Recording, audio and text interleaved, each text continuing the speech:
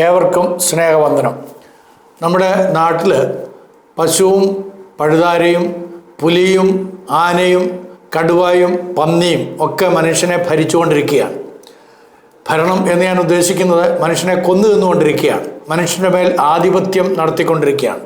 മറു സൈഡിൽ ദൈവത്തെക്കുറിച്ചുള്ള ചിന്തകൾ മനുഷ്യന് ആവശ്യമില്ല എന്നും ഈ ഭൂമുഖത്ത് മനുഷ്യൻ ജീവിക്കുമ്പോൾ ദൈവ വിശ്വാസമില്ലാതെ തന്നെ ജീവിക്കാമെന്നുള്ള വലിയ ഒരു പ്രചരണം നടന്നുകൊണ്ടിരിക്കുന്നു. അനേക യുവതിവാക്കന്മാർ ജീവിതത്തിൻ്റെ ലക്ഷ്യബോധമില്ലാതെ മദ്യത്തിനും മയക്കുമരുന്നിനും മാത്രമല്ല ആത്മഹത്യയ്ക്കും കൊലപാതകങ്ങൾക്കും വളരെ അധികം ശക്തരായി പ്രവർത്തിച്ചുകൊണ്ടിരിക്കുകയാണ്. ഇപ്പം ഇങ്ങനെയൊക്കെയുള്ള ഈ ജീവിത സാഹചര്യങ്ങളിൽ എല്ലാ വിധത്തിലുള്ള മ്ലേച്ഛതകളും നിറഞ്ഞ ജീവിത സാഹചര്യത്തിൽ മനുഷ്യൻ്റെ വിലയും മൂല്യവും എത്ര വലുതാണെന്ന് അറിയണമെങ്കിൽ വാസ്തവത്തിൽ ദൈവവിചാരമുണ്ടെങ്കിൽ മാത്രമേ സാധിക്കുകയുള്ളൂ. ദൈവവിശ്വാസമില്ലാത്ത വ്യക്തികളാണെങ്കിൽ പോലും മനുഷ്യനെക്കുറിച്ചുള്ള ഹ്യൂമാനിറ്റേറിയൻ കൺസെപ്റ്റൊക്കെ ഉള്ള ആളുകളും മനുഷ്യന് വേണ്ടി വാദിക്കുമ്പോഴും മറ്റ് മൃഗങ്ങളെക്കാളും വ്യത്യസ്തരല്ല മനുഷ്യനെന്ന് ചിന്തിക്കാറുണ്ട്. എന്നാൽ വിശുദ്ധ ബൈബിൾ മാത്രമാണ് മനുഷ്യൻ്റെ മൂല്യത്തെക്കുറിച്ച്, വിലയെക്കുറിച്ച് വളരെ കൃത്യമായിട്ട് പ്രതിപാദിക്കുന്നത്. ഞാൻ വിശുദ്ധ ബൈബിളിലെ ആദ്യ പുസ്തകമായിരിക്കുന്ന തനാക്കിലെ തന്നെ ഉൽപ്പത്തി പുസ്തകം 1-ാം അധ്യായത്തിൻ്റെ 27-ാം വാക്യത്തിൽ നിന്ന് ഇങ്ങനെയാണ് നമുക്ക് വായിക്കാൻ കഴിയുന്ന കാര്യം നിങ്ങളുമായിട്ട് പങ്കുവെക്കാൻ ഇടയായിത്തീരുന്നത്. അവിടെ പറയുന്നത് ഇങ്ങനെ ദൈവം മനുഷ്യനെ തൻ്റെ സ്വരൂപത്തിലും സാദൃശ്യത്തിലും സൃഷ്ടിച്ചു. ആണും പെണ്ണുമായി ദൈവം അവരെ സൃഷ്ടിച്ചു. ദൈവം അവരെ അനുഗ്രഹിച്ചു. അപ്പോൾ ദൈവം മനുഷ്യനെ സൃഷ്ടിച്ചു എന്നുള്ള ആ ബോധ്യമുള്ളപ്പോൾ മാത്രമാണ് മനുഷ്യൻ്റെ വില എത്ര വലുതാണെന്നുള്ളത് മനസ്സിലാക്കാൻ കഴിയുള്ളൂ. മനുഷ്യൻ കേവലം മൃഗത്തിൽ നിന്നോ അല്ലെങ്കിൽ മറ്റേതെങ്കിലും വസ്തുക്കളിൽ നിന്നോ രൂപപ്പെട്ടു വന്നതാണ് എന്നുണ്ടെങ്കിൽ മനുഷ്യനൊരു മൂല്യവും ഉണ്ടാകുകയില്ല. ആ മൂല്യബോധം ഇല്ലാത്തത് കൊണ്ടാണ് മനുഷ്യർ തമ്മിൽ കൊലപാതകങ്ങൾ നടത്തുന്നത്. മതത്തിൻ്റെ പേരിലായിരുന്നാലും ശരി, മൃഗങ്ങളുടെ പേരിലായിരുന്നാലും ശരി, മനുഷ്യനെ തല്ലിക്കൊല്ലുന്നതും കുത്തിക്കൊല്ലുന്നതും നശിപ്പിക്കുന്നതും ഒക്കെ മനുഷ്യൻ്റെ വിലയെക്കുറിച്ച് കൃത്യമായി അറിയാത്തത് കൊണ്ടാണ്. അപ്പം ഇവിടെയാണ് നമ്മൾ ദൈവികമായിട്ടുള്ള കാഴ്ചപ്പാടിൻ്റെ അനിവാര്യത ഏറ്റവും ബൃഹത്തായിട്ട് മനസ്സിലാക്കേണ്ടത്. പ്രധാനമായിട്ട് നമ്മൾ മനസ്സിലാക്കേണ്ടത് ദൈവമാണ് മനുഷ്യനെ സൃഷ്ടിച്ചത്. എങ്ങനെയാണ് സൃഷ്ടിച്ചത്? ദൈവത്തിൻ്റെ സ്വരൂപത്തിലും സാദൃശ്യത്തിലും സൃഷ്ടിച്ചു എന്നുള്ള ആ വലിയ സത്യം പൂർവകാല നിത്യതയിലെ തിരുഹിതത്തിൻ്റെ ആലോചന പ്രകാരം ദൈവം മനുഷ്യനെന്ന മഹാപ്രതിഭാസത്തെ, അതികമനീയമായ കലാസൃഷ്ടിയെ യാഥാർത്ഥ്യമാക്കി എന്നുള്ളത് മറന്നു പോകരുത്. പ്രപഞ്ചത്തിലെ മറ്റെല്ലാ സൃഷ്ടികളും ദൈവത്തെ വെളിപ്പെടുത്തുന്നു. എന്നാൽ ദൈവത്തിൻ്റെ സ്വരൂപ സാദൃശ്യങ്ങളുടെ പ്രദർശനമാണ് മനുഷ്യൻ എന്നുള്ളത് നാം വിസ്മരിച്ചു പോകരുത്.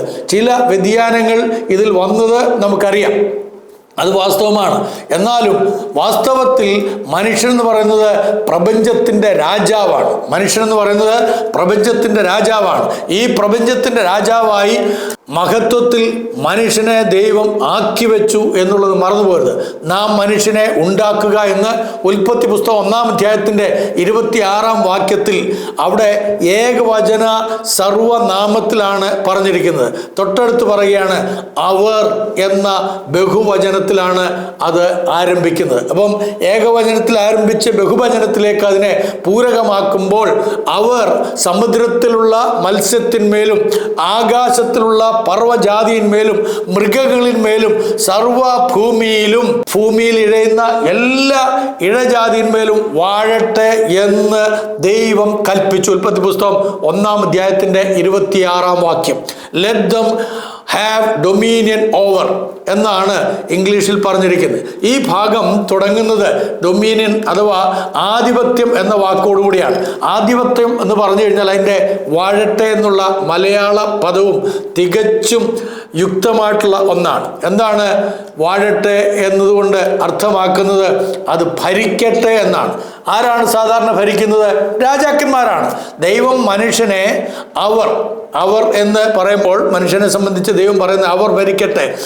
ആഗ്രഹിച്ചത് അവർ ഈ പ്രപഞ്ചത്തിൻ്റെ രാജാവായിരിക്കണമെന്നാണ്. മനുഷ്യൻ ഈ പ്രപഞ്ചത്തിൻ്റെ രാജാവായിരിക്കണം. എല്ലാ മനുഷ്യനും ഏത് വിഭാഗത്തിൽപ്പെട്ടവനായിരുന്നാലും ഈ ലോകത്തിൻ്റെ രാജാവായിരിക്കണമെന്നാണ് ദൈവം ആഗ്രഹിച്ചത്. സമുദ്രത്തിൻ്റെ രാജാവ്, ജലജന്തുക്കളുടെ മേൽ രാജ്യത്വം നിലനിർത്തണമെന്ന് ദൈവം ആഗ്രഹിച്ചു. അങ്ങനെയാണ് ദൈവം മനുഷ്യനെ സൃഷ്ടിച്ചത്. എന്നാൽ പാപനിമിത്തം മനുഷ്യൻ്റെ പദവികളിൽ വന്ന നഷ്ടം നമുക്കറിയാവുന്ന പോലെ ഭയങ്കരമാണ്, അപാരമായിട്ടുള്ളതാണ്. ജലജന്തുക്കളുടെ രാജാവായിരുന്നവൻ അവയെ ഇന്ന് ആരാധിക്കുവാൻ ആരംഭിച്ചു. മാത്രമല്ല, മനുഷ്യൻ്റെ അധപ്പതനത്തെയാണ് അതിലൂടെ കാണിക്കുന്നത്. ആകാശത്തിൻ്റെ രാജാവായിരുന്നു മനുഷ്യൻ. ആകാശത്തിൻ്റെ രാജാവ് എന്ന് പറഞ്ഞാൽ പറവജാതികളുടെ പക്ഷിലോകത്തിൻ്റെ രാജാവായിട്ടാണ് ദൈവം മനുഷ്യനെ സൃഷ്ടിച്ചത്. മാത്രമല്ല, ജ്യോതിർഗോളങ്ങളുടെ രാജാവായിരുന്നു മനുഷ്യൻ. ജ്യോതിർഗോളങ്ങളെ ഭരിക്കുവാൻ മനുഷ്യന് അവകാശമുണ്ടായിരുന്നു. ഇന്ന് പക്ഷികൾ അവൻ്റെ ആരാധനാ പാത്രങ്ങളായി തീർന്നിരിക്കുകയാണ്. സൂര്യനും ചന്ദ്രനും ഒക്കെ അവൻ്റെ ദൈവങ്ങളായി തീർന്നിരിക്കുകയാണ്. മൃഗങ്ങളുടെ രാജാവായിട്ടാണ് ദൈവം മനുഷ്യനെ സൃഷ്ടിച്ചത്. ആദാമിൻ്റെ മുമ്പിലൂടെ ദൈവം ഈ മൃഗങ്ങളെ എല്ലാം കൂടെ കടത്തിവിട്ടതായ സമയത്ത് അവയ്ക്കെല്ലാം ആദമാണ് പേരിട്ട്, ആദിമ മനുഷ്യനാണ് പേരിട്ടത്. മനുഷ്യനെ കാണുമ്പോൾ ആരാധനാഭാവത്തോടെ വണങ്ങിയിരുന്ന മൃഗങ്ങളെ ഇന്ന് മനുഷ്യൻ ആരാധിക്കാൻ തയ്യാറായിരിക്കുകയാണ്. നമ്മുടെ രാജ്യം തന്നെ പശു എന്ന് പറയുന്ന മൃഗത്തെ ഇന്ന് മാതാവായിട്ട് ആരാധിക്കാൻ വളരെ ശക്തമായി എല്ലാ വിധത്തിലും മുന്നോട്ട് പോയിക്കൊണ്ടിരിക്കുകയാണ്. അപ്പം ഇതൊക്കെ കാണിക്കുന്നത് എത്ര ഗുരുതരമായിട്ടുള്ള പതനമാണ് മനുഷ്യന് സംഭവിച്ചത്. മനുഷ്യനെന്ന് പറയുന്ന ആ മഹാപ്രതിഭയെ കേവലം മൃഗത്തെക്കാൾ താഴ്ത്തിക്കൊണ്ട്, ഇഴജാതിയേക്കാൾ താഴ്ത്തിക്കൊണ്ട്, മനുഷ്യന് യാതൊരു വിലയും നിലയുമില്ലാത്ത വിധത്തിലേക്ക് മനുഷ്യനെ കൊണ്ട് എത്തിച്ചിട്ടുണ്ടെങ്കിൽ അതിൻ്റെ കാരണമെന്ത് നമുക്കറിയാമല്ലോ. ഇഴജാതികളെ പോലും, പാമ്പിനെ പോലും, സർപ്പത്തെ പോലും ആരാധിക്കുന്ന അവസ്ഥയിലേക്ക് മനുഷ്യനെ കൊണ്ടെത്തിച്ചിരിക്കുകയാണ്. സർപ്പത്തിൻ്റെ രൂപത്തിലാണ് പിശാചായൻ വന്ന് മനുഷ്യനെ പറ്റിച്ചത്, മനുഷ്യനെ ചതിച്ചത്, വഞ്ചിച്ചത്, ദൈവത്തിൽ നിന്ന് മനുഷ്യനെ അകറ്റിക്കൊണ്ടുപോയെന്നുള്ളത് നമുക്കറിയാം.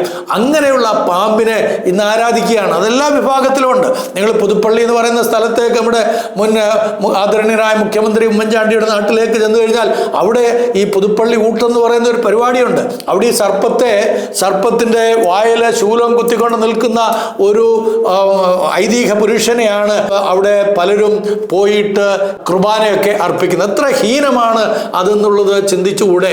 മൃഗത്തിന്, പാമ്പിന്, ഇഴജന്തുക്കൾക്ക്, പറവജാതികൾക്കൊക്കെ ആരാധനകൾ അർപ്പിക്കുന്ന മനുഷ്യൻ നോക്കി.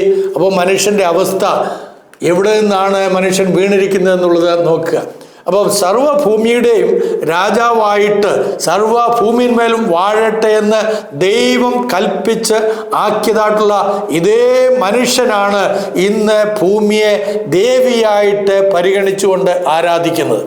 മണ്ണും കല്ലും മരവും പുഴയും തീയും കാറ്റും എല്ലാം ഇന്ന് മനുഷ്യന് ദൈവമാണ്.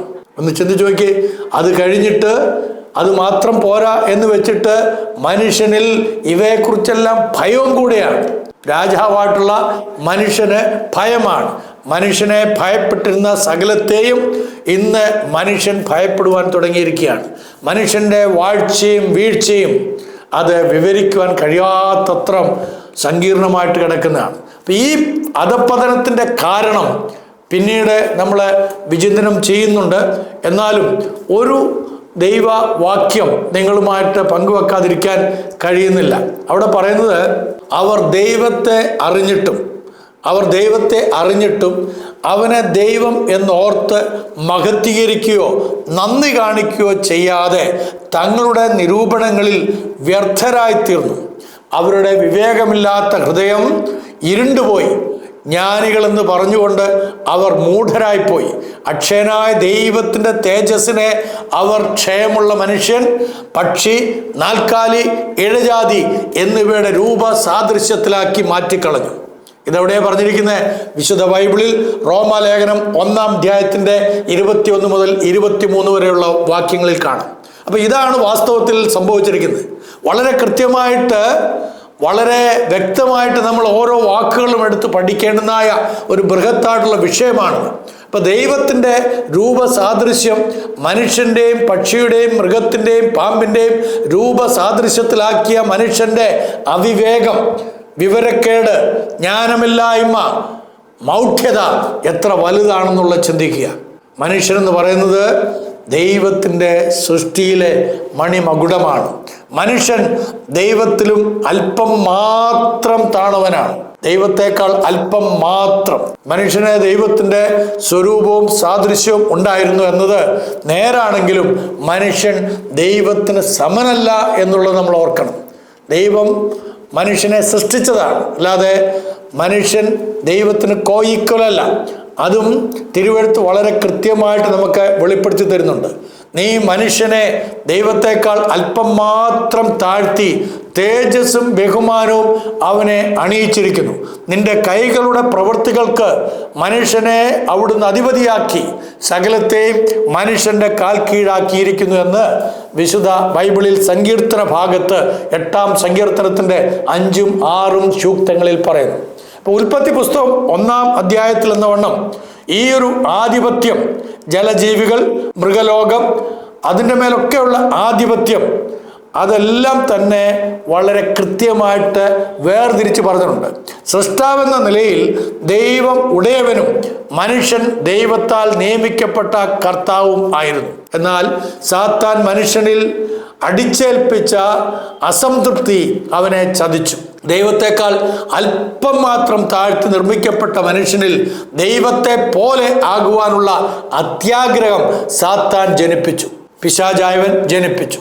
ഇതാണ് മനുഷ്യന്റെ പതനത്തിന് നിമിത്തമായത്. ഒരു പഴം തിന്ന് ദൈവമാകാനുള്ള യുക്തി രഹിതമായ ആലോചനയിൽ ആദിമാതാവ് കുടുങ്ങി എന്ന് വന്നാൽ അതിലെത്ര താഴ്ന്ന നിലവാരത്തിലാണ് ആധുനിക മനുഷ്യൻ ഇന്ന് കിടക്കുന്നത്. ഞാൻ ഉദാഹരണം പറയുമ്പോൾ നിങ്ങൾക്ക് മനസ്സിലാവും. ചില ആളുകൾ ഒരു തകിടിലാണ് തങ്ങളുടെ ജീവിതത്തെ കെട്ടിവെച്ചിരിക്കുന്നത്. ചില ആളുകൾ ഈ നേരത്തെ ഞാൻ പറഞ്ഞിട്ടുള്ള പാമ്പിനോടും പഴുതാരയോടും ഒക്കെ പോയി പ്രാർത്ഥിക്കുകയും തൊഴുകയും ചെയ്യുന്നതായിട്ടുള്ള അവസ്ഥ. വേറെ ചില ഇടങ്ങളിലാണെങ്കിൽ ഒരു പത്രത്തെ കൊണ്ടുവന്ന് അതിനെ തിളപ്പിച്ച് വെള്ളം കുടിച്ചു കഴിഞ്ഞാൽ നിങ്ങൾക്ക് ദൈവത്തെ പോലെയാകാം, എല്ലാ നന്മയും കിട്ടും, അല്ലെങ്കിൽ ദൈവതുല്യമായി തീരാം എന്നുള്ള ചിന്തകൾ. അപ്പോൾ ഇന്നത്തെ മനുഷ്യന്റെ ബുദ്ധിശൂന്യത ഈ ആധുനിക കാലത്ത്, പോസ്റ്റ് മോഡേൺ യുഗത്തിലും അത്യാധുനിക കാലഘട്ടത്തിലും മനുഷ്യന്റെ ബുദ്ധിശൂന്യത എത്ര പൈശാചികമായിട്ടുള്ള പ്രലോഭനങ്ങൾക്ക് വശംവദരായിട്ട് ആത്മീക ശക്തിയിൽ നിന്ന്, ആത്മീക ജ്ഞാനത്തിൽ നിന്ന് മനുഷ്യൻ മതഭക്തിയിലേക്ക് എത്തിയിരിക്കുന്നു എന്നുള്ളത് കാണാൻ സാധിക്കും. ആത്മീയ ജ്ഞാനത്തിൽ നിന്ന് മതഭക്തിയിലേക്ക് വന്നിട്ട് ദൈവത്തെ വേണ്ട എന്ന് വെച്ചിട്ട് മതത്തെ കൂട്ടുപിടിക്കുന്നതായിട്ടുള്ള മനുഷ്യൻ, അതെത്ര വലിയ പണ്ഡിതനായിരുന്നാലും ഒരു കാര്യമുണ്ട്, ഇതിൻ്റെ എല്ലാം ആത്യന്തികമായിട്ട് മനുഷ്യൻ എത്താൻ പോകുന്നത് നിത്യമായ നരകത്തിൽ തന്നെ ആയിരിക്കും. അത് സംശയമൊന്നുമില്ല. അപ്പം ആ മനുഷ്യനെ ദൈവം ഒന്നുകിൽ സകലത്തിൻ്റെയും അധികാരിയാക്കി സൃഷ്ടിച്ചു എന്നുള്ള ബോധ്യം അവനുണ്ടെങ്കിൽ അവന് പറ്റിയിരിക്കുന്ന തെറ്റിനെക്കുറിച്ച് ബോധം വരികയും ആ ബോധത്താൽ അവൻ അനുദപിച്ച് ദൈവത്തെങ്കിലേക്ക് മടങ്ങുകയും ചെയ്തു കഴിഞ്ഞാൽ അവന് വീണ്ടും ദൈവത്തിൻ്റെ സ്വരൂപത്തിലേക്കും സാദൃശ്യത്തിലേക്കും മടങ്ങിയെത്താൻ കഴിയും. പക്ഷേ അതിന് ദൈവം വെച്ചിരിക്കുന്നതായിട്ടുള്ള ചില വ്യവസ്ഥകളിലൂടെ മാത്രമേ സാധ്യമാകൂ എന്നുള്ളതാണ് പ്രമേയം. അപ്പം സൃഷ്ടിജാലങ്ങളിൽ ഒന്നിനും ലഭിക്കാത്ത പദവിയിൽ ദൈവം തമ്പുരാൻ മനുഷ്യനെ നിർമ്മിച്ചു എന്നാണ് നമ്മൾ ഇത്രയും നേരം കണ്ടത്. അപ്പം അക്ഷരങ്ങൾ കൊണ്ട് മനുഷ്യന്റെ ആദ്യ മഹത്വം വിവരിക്കുക അസാധ്യമായിട്ടുള്ള കാര്യം തന്നെയാണ്. അനുഭവങ്ങൾ വാക്കുകൾ കൊണ്ട് വെളിപ്പെടുത്താൻ പരിമിതികളുമുണ്ട് ഈ വിഷയത്തിൽ. അനുപമനായ ദൈവത്തിൻ്റെ ദൃഷ്ടിയിൽ മനുഷ്യനെത്ര ശ്രേഷ്ഠനാണെന്നതിൻ്റെ മഹത്തായ തെളിവാണ് മഹാപാപിയായ മനുഷ്യനെ ഉദ്ധരിക്കുവാൻ മഹാദൈവം നരജന്മമെടുത്ത് തികച്ചും മനുഷ്യനായി ജീവിച്ച് അതിദാരുണമായ പീഡനങ്ങളേറ്റ് അസഹനീയമായ ക്രൂശ് മരണം അനുഭവിച്ചുകൊണ്ട് ഈ ലോകത്തിൽ താൻ നമുക്ക് പകരക്കാരനായി തീരുവാനിടയായിത്തീർന്നത്. കാരണം എന്താണ്? മനുഷ്യനത്ര വിലയുള്ളവരാണ്. ഞാനും നിങ്ങളും ദൈവത്തിൻ്റെ ദൃഷ്ടിയിൽ ഏറ്റവും വിലയുള്ളവരാണ്. ഒന്നാം മനുഷ്യനായ ആദം സ്വരൂപിയും ദൈവ സാദൃശ്യവും വരുവാനുള്ളവൻ്റെ പ്രതിരൂപവും ഈ കാണുന്നതായിട്ടുള്ള പ്രപഞ്ചത്തിൻ്റെ രാജാവും ദൈവത്തെക്കാൾ അല്പം മാത്രം താഴ്ന്നവനുമായിട്ടാണ് സൃഷ്ടിക്കപ്പെട്ടതെന്ന് നമ്മളെ കേട്ടു. ഉൽപ്പത്തി മുതൽ വെളിപാട് പുസ്തകം വരെയുള്ള 66 പുസ്തകങ്ങൾ നിങ്ങൾ ബൈബിളിൽ വായിച്ചാൽ അത് വളരെ കൃത്യമായിട്ട് പ്രഘോഷിക്കുന്ന ഒരു കാര്യമുണ്ട്. മനുഷ്യനും ദൈവവും തമ്മിലുള്ള ബന്ധം. മനുഷ്യനും ദൈവവും തമ്മിലുള്ള ബന്ധം. അവിടെയാണ് വിശുദ്ധ ബൈബിളിൻ്റെ മഹത്വം. മനുഷ്യനെക്കുറിച്ചുള്ള ആധികാരികമായ ഗ്രന്ഥം കൂടെയാണ് വിശുദ്ധ ബൈബിൾ. ദൈവത്തെക്കുറിച്ച് മാത്രമല്ല, ദൈവത്തെക്കുറിച്ചുള്ള അറിവ് നമുക്ക് തരുന്നതോടൊപ്പം തന്നെ മനുഷ്യനെക്കുറിച്ചുള്ള പരിജ്ഞാനവും വിശുദ്ധ ബൈബിൾ നമുക്ക് തരുന്നു എന്നുള്ളതാണ് ഇതിനകത്തെ ശ്രേഷ്ഠമായ കാര്യം. യെശയ്യാപ്രവചനം അതിൻ്റെ 34-ാം അധ്യായത്തിൻ്റെ 16-ാം വാക്യത്തിൽ മനുഷ്യനെ സംബന്ധിച്ച് മനുഷ്യനോട് പ്രതിപാദിക്കുന്ന ഗ്രന്ഥമാണെന്ന് വളരെ കൃത്യമായിട്ട് അത് രേഖപ്പെടുത്തിയിരിക്കുകയാണ്. മനുഷ്യനെ സംബന്ധിച്ചുള്ള എല്ലാ കാര്യങ്ങളും വിശുദ്ധ ബൈബിളിൽ രേഖപ്പെടുത്തിയിട്ടുണ്ട്. മനുഷ്യന്റെ ഉൽപ്പത്തി, മനുഷ്യന്റെ വികാസം, മനുഷ്യന്റെ വിലയം എല്ലാം ബൈബിൾ സംയുക്തമായിട്ട് അവതരിപ്പിച്ചിരിക്കുന്നു. അപ്പൊ ഈ വിശുദ്ധ ബൈബിളിലെ പ്രധാന പ്രമേയം രണ്ട് കാര്യങ്ങളാണ്. ഒന്ന്, മനുഷ്യൻ. രണ്ട്, ഈ മനുഷ്യനെ സൃഷ്ടിച്ചവനായ ദൈവം. മനുഷ്യനെ സൃഷ്ടിച്ചവനായ സൃഷ്ടികർത്താവായ ദൈവം എന്നുള്ളതും ദൈവത്തിന്റെ സൃഷ്ടികളിൽ മണിമകുടമായ മനുഷ്യൻ എന്നുള്ളതുമാണ് വിശുദ്ധ ബൈബിളിന്റെ പ്രമേയം. അപ്പൊ അതുകൊണ്ട് ആ കാര്യങ്ങളെ കുറിച്ച് നമ്മൾ കൂടുതൽ പഠിക്കുന്നത് നന്നിരിക്കുന്നു. അപ്പം ഞാൻ മനുഷ്യനെ കുറിച്ചാണ് ഇപ്പോൾ ചിന്തിക്കാൻ പോകുന്നത്. മനുഷ്യനെന്ന് പറഞ്ഞു കഴിഞ്ഞാൽ ഏകത്വത്തിലെ ബഹുത്വമാണ്, ബഹുത്വത്തിലെ ഏകത്വവുമാണ്. മനുഷ്യ നിർമ്മിതി സംബന്ധമായി ഏക ദൈവത്തിന്റെ തിരുഹിതത്തിന്റെ ആലോചന, ദ ഡിവൈൻ കൗൺസിൽ എന്നാണ് ഉൽപ്പത്തി പുസ്തകം 1-ാം അധ്യായത്തിന്റെ 26-ാം വാക്യവും 27-ാം വാക്യവും നമ്മളെ പഠിപ്പിക്കുന്നത്. അപ്പോൾ അതിൻ്റെ ആലോചനയുടെ പൂർത്തീകരണമാണ് 27-ാം വാക്യം. ഇങ്ങനെ ദൈവം തൻ്റെ സ്വരൂപത്തിൽ മനുഷ്യനെ സൃഷ്ടിച്ചു, ദൈവത്തിൻ്റെ സ്വരൂപത്തിൽ അവനെ സൃഷ്ടിച്ചു. 26-ാം വാക്യത്തിൽ സ്വരൂപം, സാദൃശ്യം എന്നിങ്ങനെ 2 പദങ്ങൾ ഉപയോഗിക്കുമ്പോൾ 27-ാം വാക്യത്തിൽ സ്വരൂപം എന്ന വാക്ക് മാത്രമേ ഉള്ളൂ. സ്വരൂപവും സാദൃശ്യവും പരസ്പര പൂരകമാണെന്നത് അതിൻ്റെ കാരണം. അപ്പം മനുഷ്യനെ നിർമ്മിച്ച ദൈവം അവരെ ആണും പെണ്ണുമായി സൃഷ്ടിച്ചു. ഇവിടെ ഒരു വസ്തുത കൂടെ പഠന വിഷയമാക്കുകയാണ്. സ്ത്രീ നിർമ്മിതിയെ സംബന്ധിച്ച പഠനമാണിത്. ഒന്നാം മനുഷ്യനായ ദ ഫസ്റ്റ് മാൻ ആയ ആദാമും ഒന്നാം സ്ത്രീ ദ ഫസ്റ്റ് വിമൺ ആയിട്ടുള്ള ഹവ്വായും അചേതന വസ്തുക്കൾ അഥവാ ജീവനില്ലാത്തവയ്ക്ക് ഒന്നിനും അല്ല എന്നുള്ളത് ഓർക്കണം. അവ ജീവനുള്ള വ്യക്തിത്വങ്ങളായിരുന്നു. ഇപ്പം നമുക്കറിയാവുന്ന പോലെ ഈ ജീവനില്ലാത്തവയ്ക്കൊന്നിനും ഒരു പ്രത്യുൽപാദനം സാധ്യമല്ല. ഉദാഹരണം പറഞ്ഞാൽ കല്ലിൽ നിന്ന് കല്ലും മണ്ണിൽ നിന്ന് മണ്ണോ ഉണ്ടാവുകയില്ല. കാരണം അവയിൽ ആണും പെണ്ണുമില്ല എന്നതാണ്.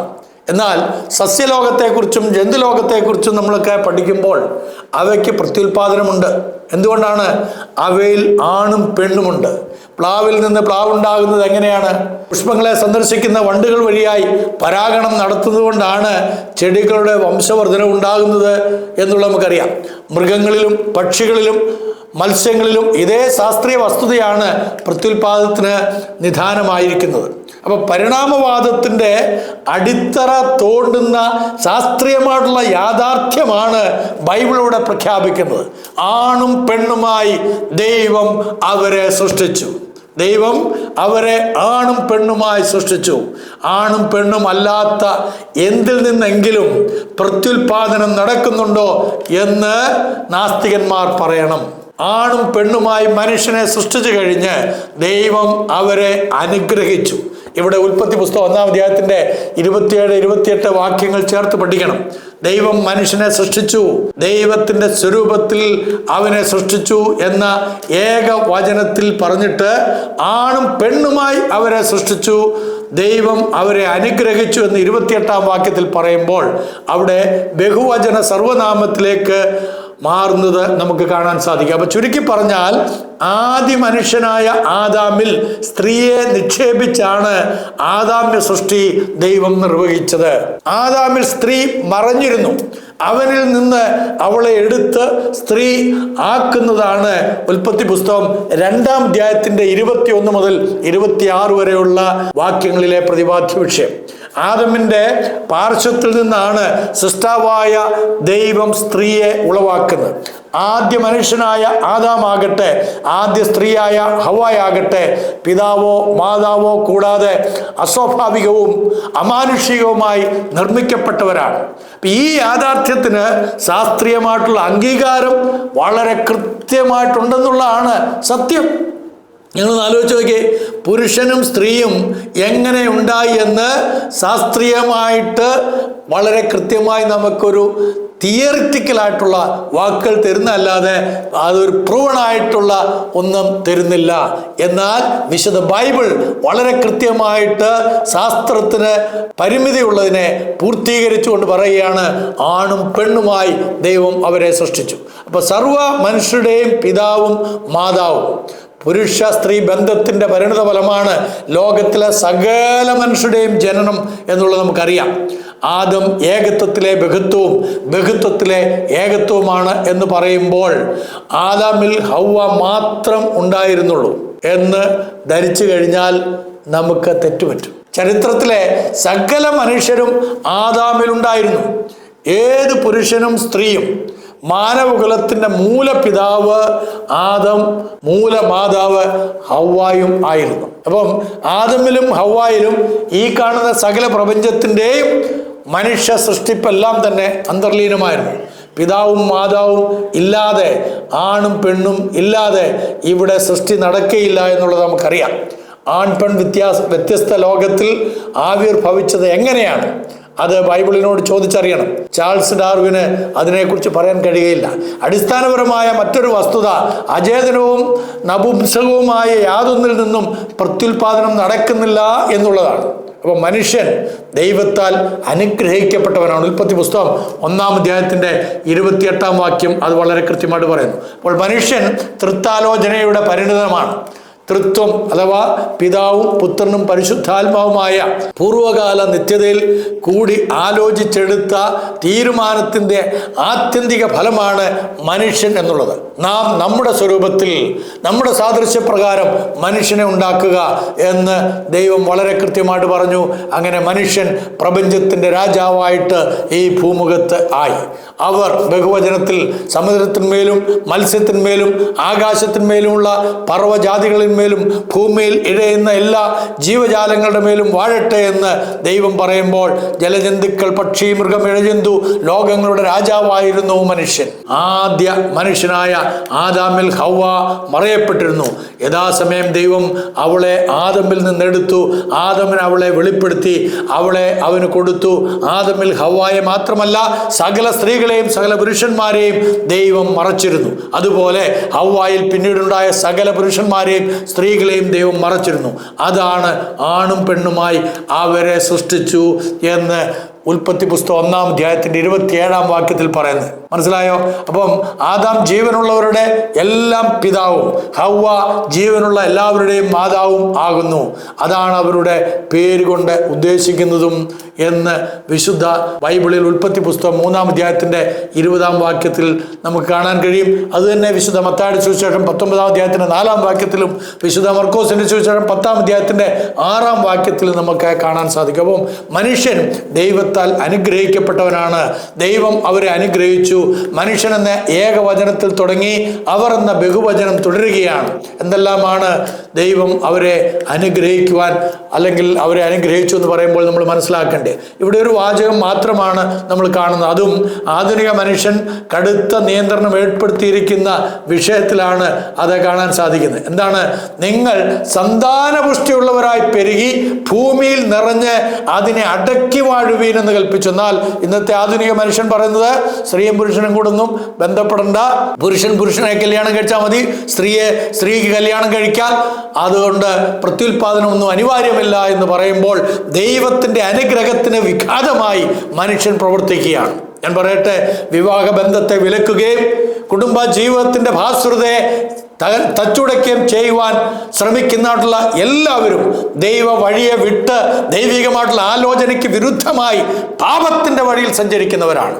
അപ്പോൾ അതിൽ നിന്ന് മോചനം കിട്ടുന്നത് അവർ മടങ്ങി വന്ന് ദൈവത്തിൻ്റെ ഇഷ്ടം മനുഷ്യനെ കുറിച്ചുള്ള എന്താണെന്ന് തിരിച്ചറിയുമ്പോഴാണ്. അത് വളരെ കൃത്യമായിട്ട് മനസ്സിലാക്കണം. നമ്മൾ വിശുദ്ധ ബൈബിളിൽ ഇങ്ങനെയാണ് വായിക്കുന്നത്, ദൈവം അവയെ അനുഗ്രഹിച്ചു എന്ന് കാണുന്നു. അപ്പോൾ 28-ാം വാക്യത്തിലെ 2-ാം അനുഗ്രഹമാണ് ദൈവം പറയുന്നത്.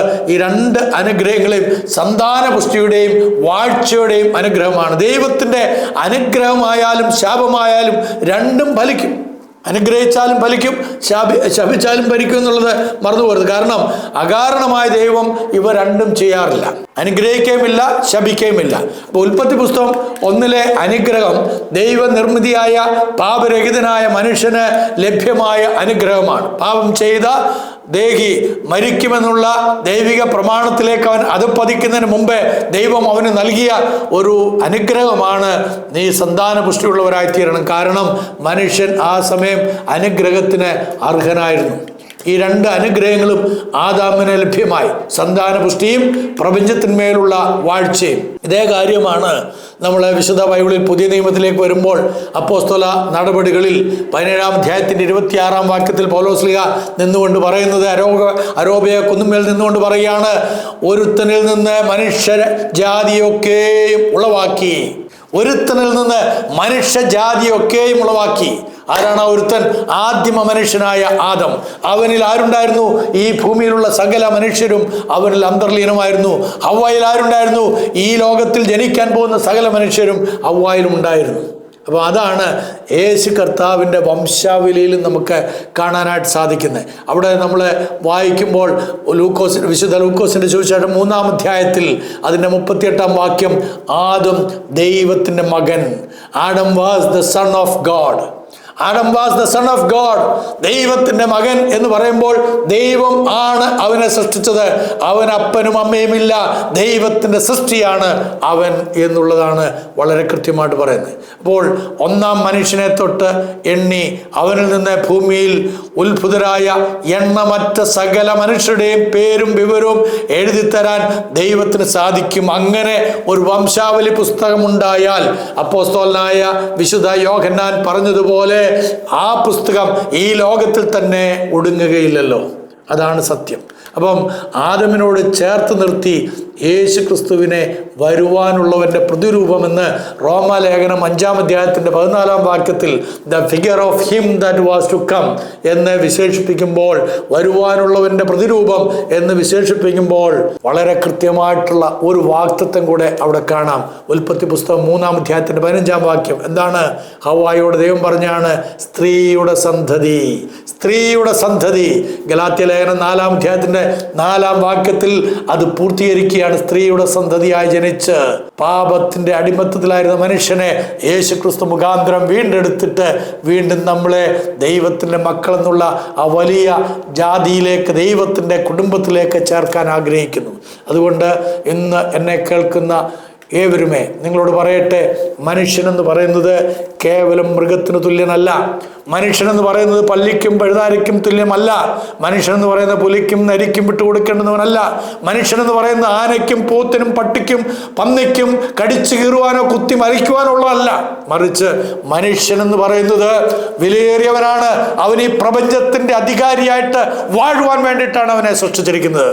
ആ ഉത്ബോധം നമ്മുടെ ഉള്ളിലുണ്ടെങ്കിൽ, ആ ഒരു ബോധ്യം നമ്മുടെ മനസ്സിലേക്ക് മടങ്ങി വന്നു കഴിയുമ്പോൾ നമ്മളെ സൃഷ്ടിച്ചവനായ ദൈവത്തെക്കുറിച്ചുള്ള ഉൾക്കാഴ്ച നമുക്കുണ്ടാകുകയും ആ ദൈവത്തെ വാസ്തവമായി സ്നേഹിക്കുകയും ആ സ്നേഹത്തിന് അടിസ്ഥാനപ്പെട്ടുകൊണ്ട് ഈ ഭൂമുഖത്ത് സമാധാനവും സ്വസ്ഥതയും ഉണ്ടാക്കുവാൻ ഇടയായിത്തീരുകയും ചെയ്യും. അതുകൊണ്ട് ആ സത്യസ്വരൂപനായ ദൈവത്തെക്കുറിച്ചുള്ള അറിവ് ലഭിക്കുവാൻ മനുഷ്യനാര്, ഞാൻ ആര് എന്നുള്ളൊരു ചോദ്യം നിങ്ങളുടെ മനസ്സിൽ ഉദിക്കട്ടെ എന്നുള്ള ആ ഉൾക്കടമായ വാഞ്ചയോടും പ്രാർത്ഥനയോടും കൂടെ ഇനി നാം കണ്ടുമുട്ടും വരെയും നിങ്ങളുടെ സ്വന്തം ജോൺസൺ തേക്കടിലച്ചൻ.